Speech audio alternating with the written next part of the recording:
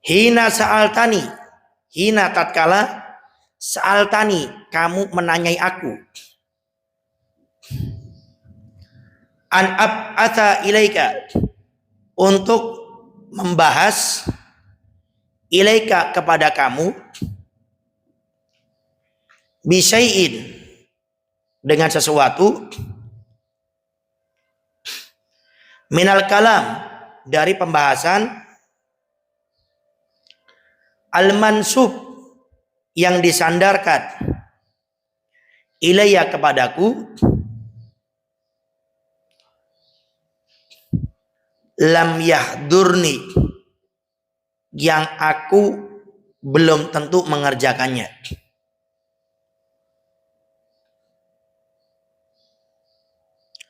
Minhu dari perkara tersebut.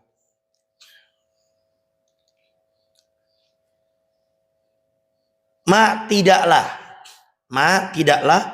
arahu aku melihatnya, itu perkara yang aku sampaikan, yang kamu minta nasihat kepadaku, aku tidak melihat perkara tersebut munasiban, cocok. Lima anta bisabilihi, lima dengan sesuatu anta kamu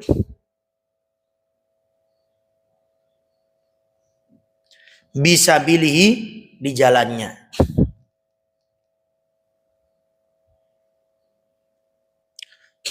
Jadi ini tawadunya Imam Haddad.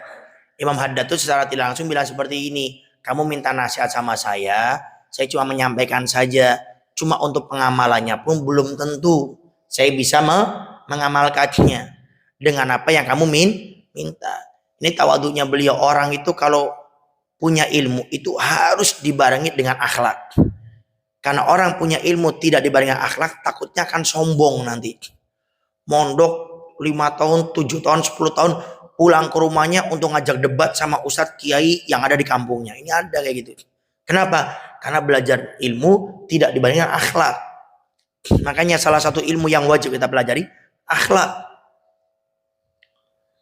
Jadi jangan cuma kita belajar tentang halal haram saja, akhlaknya juga dipelajari. Ada di sana masalah hati, ada masalah ketawaduan, itu juga harus kita pahami. Nah sekarang kadang-kadang maaf, orang menyuruh kepada kebaikan malah menjadi pengadu domba di antara orang. Sekarang ini sudah mulai banyak muncul orang menyuruh kepada kebaikan, mengajar berdakwah, malah hakikatnya dia ini mengadu domba orang. Kenapa? Nggak pakai akhlak. Menyampaikannya itu harus dibandingkan akhlak. Saya berbicara dengan orang yang lebih tua, beda di saat saya berbicara yang lebih muda dengan saya. Saya harus menyampaikan kebenaran, itu juga ada adabnya, akhlaknya. Sekarang kadang-kadang orang berbicara kebaikan, omongannya nggak diatur, bahasanya itu nggak dipikirkan. Jadi berbicara seenaknya, merasa dirinya benar, tidak ditimbang dengan barometer syariat yang saya ucapkan ini benar atau tidaknya, dan tidak ditimbang dengan akhlak. Ya, sekarang kadang-kadang kita lihat orang berbicara kebaikan bahasanya kasar. Bahkan kadang kebaikannya pun dipertanyakan, ini benar nggak dalam syariat seperti itu? Kan karena marak banyak. Kayak sekarang contoh yang tadi Al-Fakir bahas sedikit tentang masalah nasab. Itu kadang-kadang orang tidak punya etika. Di saat bertanya tidak memiliki etika. Kadang-kadang menyampaikan tentang masalah akhlak. Kamu nih Habib bukan? Mana kamu? Tes DNA, ini itu macam-macamnya. Imigran Yamat, macam-macamnya. Ini nggak punya akhlak dan adab. Seandainya kita mau menanya pun dengan akhlak dan adab. Maaf, saya dengar kau ini ada pembahasan masalah nasab balawi. Apakah benar nasab itu ditentukan dengan tes DNA? Kan ada ilmunya sendiri. Ya? Sehingga jangan sampai kita terprovokasi dengan keadaan-keadaan seperti itu.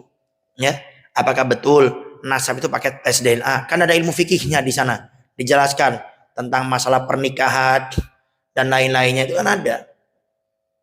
Dan kita, nah ini Al Fakir ingat, ya. Dan antum semuanya, kita semuanya ini, kalau menghadapi orang yang seperti itu, yang berbicara tidak dengan akhlak, adab, etika, sebaik-baik jawaban cicing, diem. Nggak usah ditanggapin orang seperti itu, ya. Al-Fakir beberapa bulan ini kalau live di Tok ini di sini itu pasti aja ada orang yang berbicara nggak pantas bahasanya. Cuma Al-Fakir alhamdulillah dari awal sampai sekarang kita berusaha nggak pernah menghawilnya. Ada orang bilang tes DNA imigran Arab, imigran Yaman. Al-Fakir tidak pernah memperdulikannya. Kenapa? Karena kalau kita menjawab orang seperti ini nggak ada faedahnya. Sama-sama bahlul nanti. Sama-sama bodoh. Dia dapat dosa karena ucapannya yang tidak baik. Kita dapat dosa karena menanggapi orang itu dengan ucapan yang tidak baik. Kita belajar dengan Imam Syafi'i. Kita punya imam madhab. Yang kita wudhunya, sholatnya, ibadah kita mengikuti Imam Syafi'i. Apa kata Imam Syafi'i? Di saat beliau berjalan dengan jamaahnya, dengan murid-muridnya, tiba-tiba datang satu orang entah dari mana mencaci maki habis Imam Syafi'i. Sampai muridnya nggak sabar, jamaahnya nggak kuat. Imam, balas. Kalau engkau tidak membalas, biar kami saja yang menghajar orang ini. Kata Imam Syafi'i memberi kesan, biar. Mencaci maki habis Imam Syafi'i. Sampai sudah puas, akhirnya orang ini pergi. Imam Syafi'i ditanya sama muridnya, sama jamaahnya, kenapa engkau tidak balas wahai Imam? Kami bersumpah dengan nama Allah, apa yang dia ucapkan tidak benar. Lalu Imam Syafi'i mengatakan, menjawab dengan syairnya, idza nataqa safihu fala tujibhu fa khairun min ijabati sukutu fa in kalam tahu farahta anhu wa in khalaitahu kamadat yamutu. Nanti bulan depan itu harus dicatat semua di buku antum ya. Nanti saya akan tanya, yang nggak nyata saya berdirikan kalimat Imam Syafi'i yang tadi itu ya. Itu jawaban nanti menjadi pegangan antum di saat di luar bertemu dengan orang-orang yang tidak baik. Apa kata Imam Syafi'i? Idza nataqa safihu, kalau berbicara as-safih, orang yang tidak baik, fala tujibhu, gak usah dijawab, cicing, biarin aja. Fa khairun min ijabatihi sukutu, fa khairun, sebaik-baik ijabah, jawaban, as-sukutu, diam. Jadi kalau berbicara orang yang tidak baik sama kamu, diemin aja. Ini Imam Syafi'i yang mengatakan yang kita bermadhab dengannya. Fa in kalam tahu farahta anhu, tapi kalau kamu ajak bicara dia, farah ta'anu, kamu nyenengin dia. Jadi makin diajak ngomong, dia makin senang. Diladeni, didebat, makin senang. Fa'in khalaitahu kamadan yamutu, tapi kalau kamu biarkan, kamadan yamutu, dia seperti api yang besar akan mati dengan sendirinya. Lihat api yang besar. Sebesar apapun itu api, biarkan, lama-lama mati. Tapi kalau api yang besar itu dikasih plastik, dikasih daunan, dikasih macam-macam itu makin besar. Nah seperti itu perumpamaan Imam Syafi'i menanggapi orang yang tidak baik. Maka Al-Fakir berapa kali saya ulang-ulang ini di media sosial, di Tok ini ada orang-orang yang setiap Al-Fakir masuk. Dan itu banyak. Ya. Jadi sudah terorganisir seakan-akan itu. Masuk udah ngomong ini ngomong itu. Tapi alhamdulillah ya Al-Fakir pribadi pun tidak menanggapinya. Dan sengaja Al-Fakir tidak menanggapinya biar apa? Biar beliau diam-diam ikut ngaji. Diam-diam ikut pengajian. Kan seperti itu. Komen aja. Cuma saya nggak ngawil. Kan dia di saat komen kan melihat layarnya. Dan otomatis mendengarkan mau nggak mau. Walaupun mungkin beliau-beliau tidak mengikuti, cuma di dalam hadir majelis taklim sama seperti di saat live online juga, itu kan ada hidayah di sini yang Allah berikan, ada taufik, ada inayah yang sudah dijanjikan oleh Allah dan Rasulnya yang dibahas oleh para ulama, sehingga Al-Fakir sengaja tidak dibaca, tidak dihawil. Kenapa? Biar diam-diam mereka ngaji. Dan semoga dengan itu semua nanti mereka semoga kecepretan daripada keberkahan majelis taklim lewat yang online. Sehingga kalau kita ketemu nggak usah diladeni, nggak ada faedahnya. Beda kalau orang bertanya kemudian butuh jawaban, itu enak.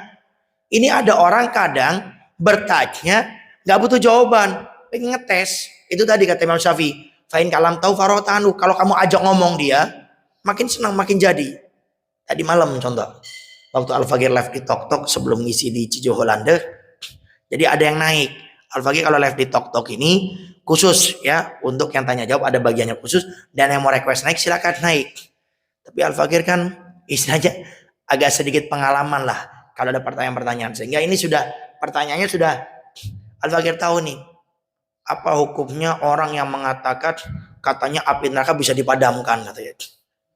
Dan Al-Fakir sudah paham arah tujuannya ini kemana.